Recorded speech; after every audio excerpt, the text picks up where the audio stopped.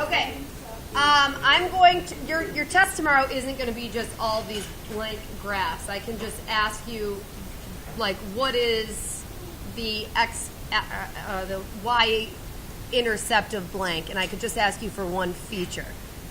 But there will be some full-fledged graphing ones where you need to know how to find the x-intercepts, y-intercept, horizontal asymptotes, vertical asymptotes, slant asymptotes. You won't ever have a horizontal and a slant. So maybe I should do horizontal asymptote slash slant asymptote, because you'll have one or the other.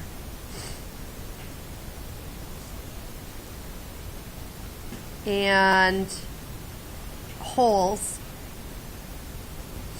And any of these things if they apply.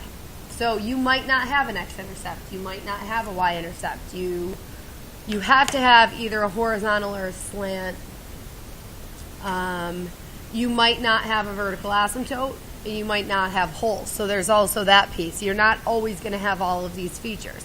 Then once you have these features figured out, you'll graph based on them and kind of fill in the blanks with a table of values if you need.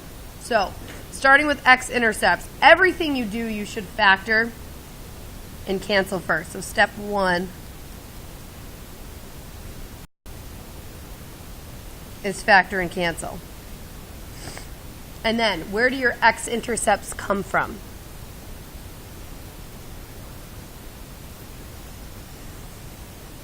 Anybody? Where? No. The zeros of the numerator, because x-intercepts are when the function or the y equals 0. And the function will only equal 0 if your numerator equals 0. So your x-intercepts come from your zeros of the numerator. After things have been simplified also, remember that. So if there's a hole and something cancels, that's no longer an x-intercept. How do you get the y-intercepts? Set x equal to 0. And I should never say that plural because you'll never have more than one y-intercept.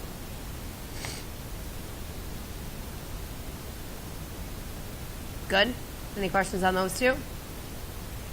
The horizontal slash slant asymptote come from where?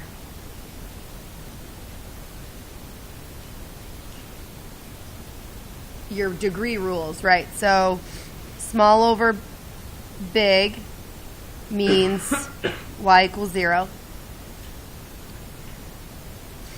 Same over same means y equals the ratio of your coefficients. So I'll say coefficient over coefficient.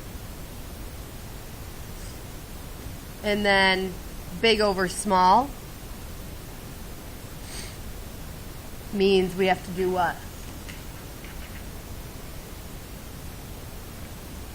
Right, there's no horizontal asymptote, so we have to do long division to find the slant.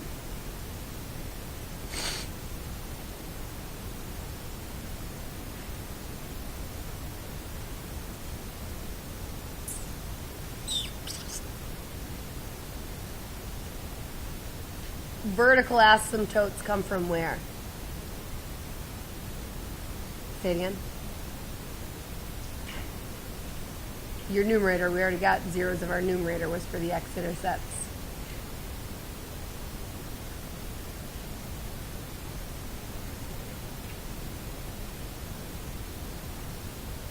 Right, zeros of denominator.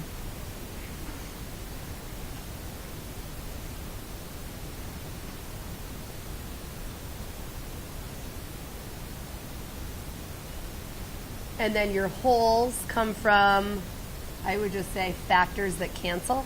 Does that work?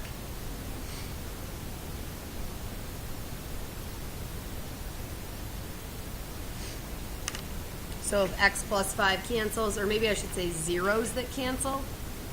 I don't know.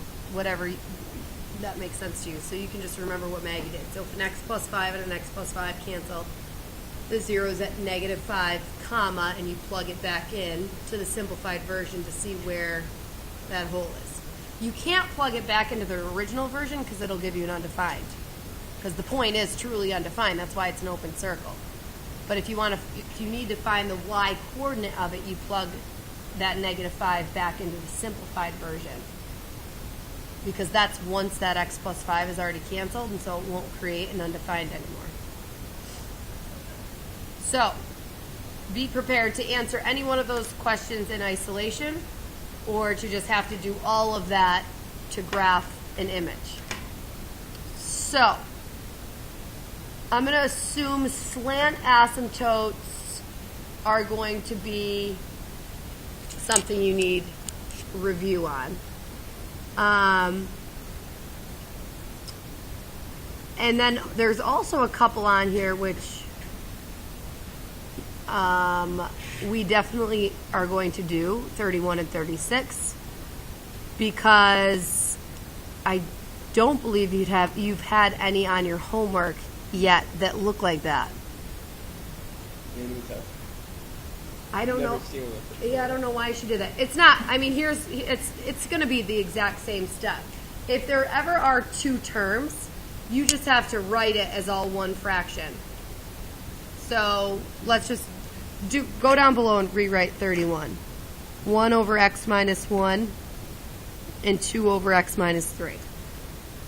You can't just jump into finding all of those features because this is like two different rational functions added together.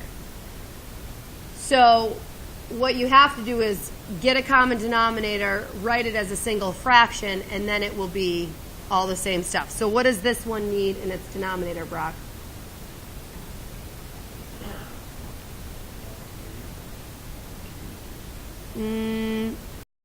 These are like not to be broken up. So it needs the whole thing. It needs all of x minus 3. And then this one needs all of x minus 1. So the function that we're actually going to be graphing, 1 times x minus 3 is just x minus 3, plus 2 times x minus 1 is 2x minus 2, all over x minus 1 and x minus 3. So we'll just, hold on, I'm not even there yet because I just got to get it doable. So there we are. So the denominator here is already factored out, but before being factored out, because Connor just asked, how would you do the horizontal asymptote? How do you compare the degrees? You really need it back into that original format. So your denominator, you'd make x squared minus 4x plus 3. Keep both of these because we'll use both of them. But let's just go through the whole process. Your x-intercept would be what?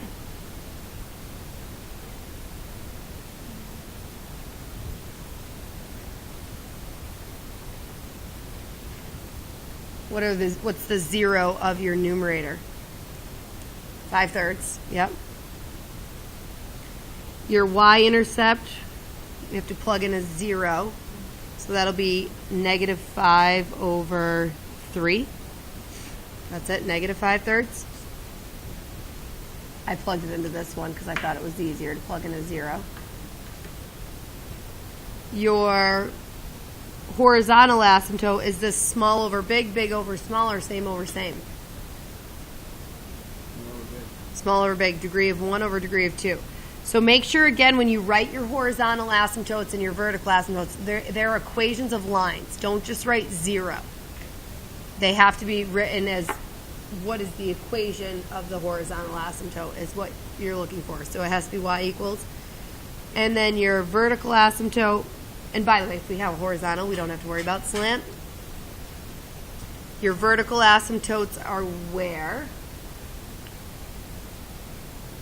1 and 3. Is everyone good with that? Zeros of your denominator. So x equals 1 and x equals 3. And holes, there are none.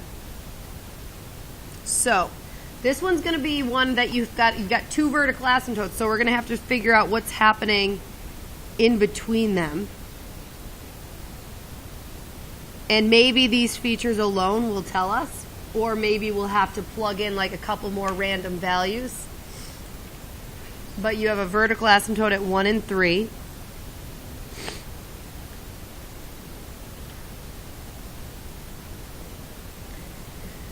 You have an x-intercept at 5/3, which is 1 and 1.6-ish. So 1.6-ish is there. You have a horizontal asymptote at y equals 0. So that is the x-axis. And you have a y-intercept at negative 1.6-ish.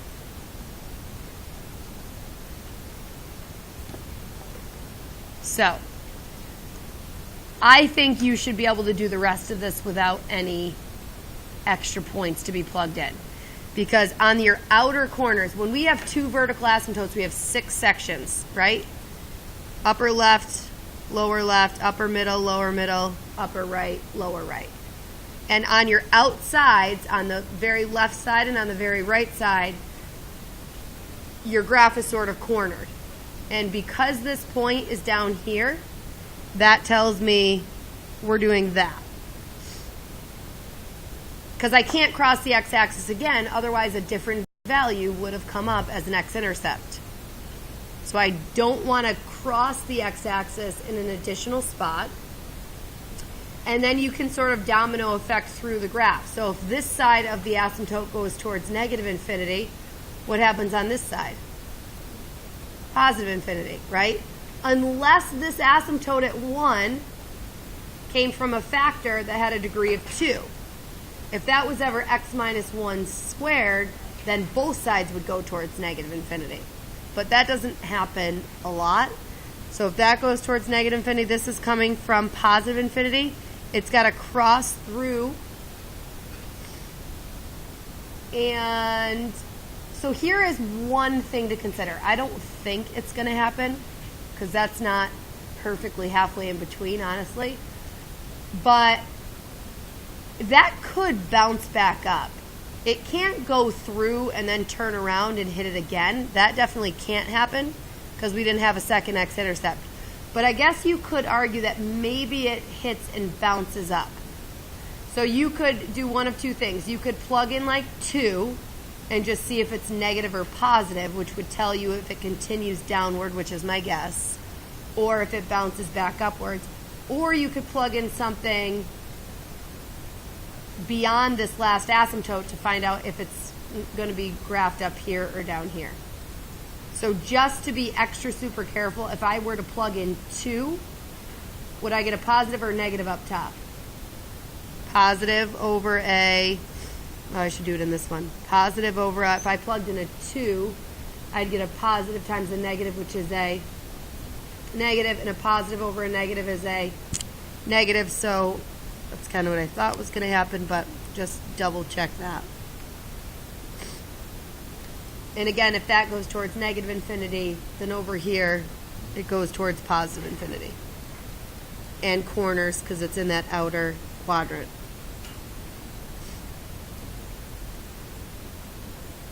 Does that make sense?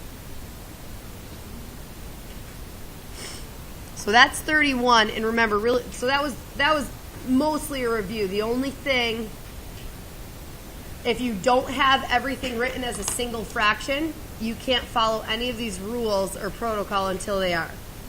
Okay, so the last one we're going to do is 36, just to see what happens there, because that's also in 2 separate parts. I'm going on the back, just so you know, if you want more space. 2 minus 3 over x plus 5. So, Maya, what denominator does this one need? Right, so we'll give this one an x plus 5. The other one doesn't need anything.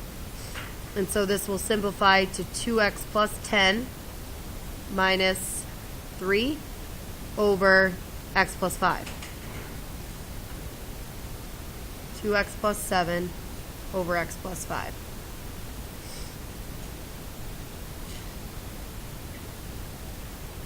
So, Lydia, x-intercepts.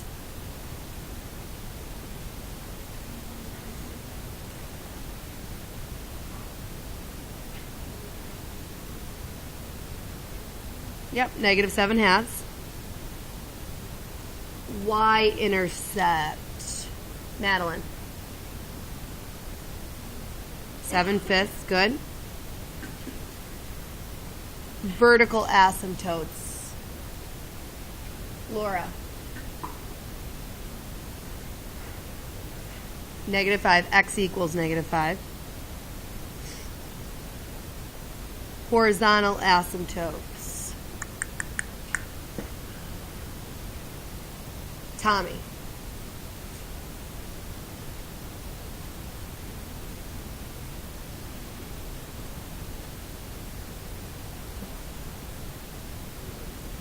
Yep.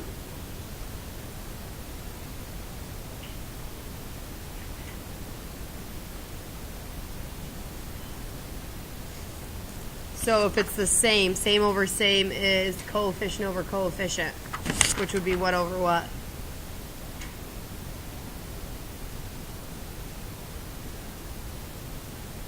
No, the coefficient. The leading coefficient is 2, and the leading coefficient here is 1. Y equals 2 over 1, which is just 2. Yes. And then there's no holes again. So we can just draw this one. When you only have one vertical asymptote, I think it's kind of easier.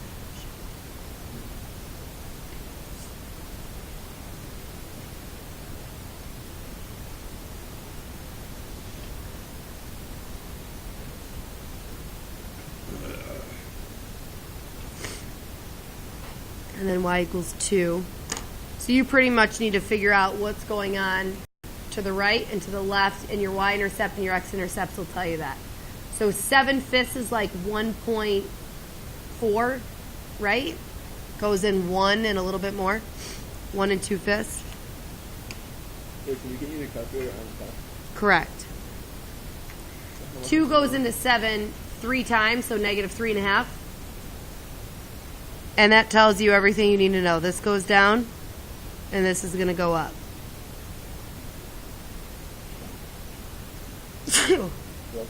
Thank you. Just look at those examples quickly. Does anything have a slant asymptote that I can do quickly? Which one has a slant asymptote? Yeah, they do.